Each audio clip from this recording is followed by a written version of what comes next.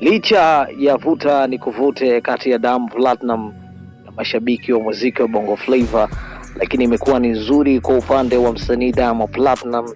Siku ya jana kulikuwa kuna tour ambayo inaendelea kwa upande wa Davido, na Davido ameamua ku show love ngoma aliyoshirikishwa na Diamond Platnumz maarufu kama Number 1 Remix, ambayo ndio nyimbo iliyomvusha Diamond kwenye mipaka mingi ya kimataifa. Davido amefanya mara kadhaa ku show love ngoma alofanya na Diamond Platnumz, na imefanya mashabiki waweze kucomment na kutoa maoni yao. Kwa nini wasifanye ngoma nyingine tena? Kwa nini wasitengeneze project nyingine ili tuweze kupata burudani nzuri? Sasa huku kibongo watu design kama wamemkataa Diamond Platnumz. Ukipita kwenye akaunti zake za mitandao ya kijamii unakutana na komenti nyingi zinamsema vibaya Diamond kuhusu matukio kadhaa ambayo yameendelea ndani ya nchi ya Tanzania.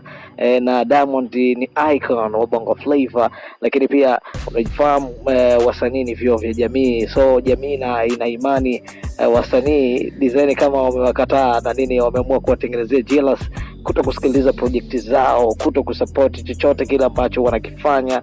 Na hata hii issue ya Davido kuperform Number 1 Remix imekuwa so big deal kwao. Wao na deal na mitikasi yao kabisa, ambao wanaamini hii ndo mchongo kwa kipindi hiki hapa. Lakini all in all tunahitaji tuone movement zinaendelea, kwa sababu maisha ya kila siku yanazidi kuondoka tu, maisha yakai pale pale, maisha ya kila siku yanazidi kusonga.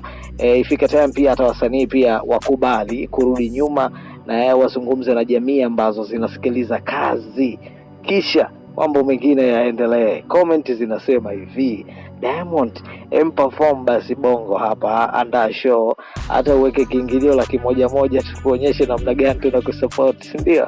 Ile Black Media bana. Mimi ni Buda Park, endelea kubaki na sisi uzidi kupata update na story nyingi za kiburudani, na tumeanza hivi sasa, si ndio? Hii ni weekend ya mwisho ya mwezi wa 12, endelea kubaki na sisi, enjoy.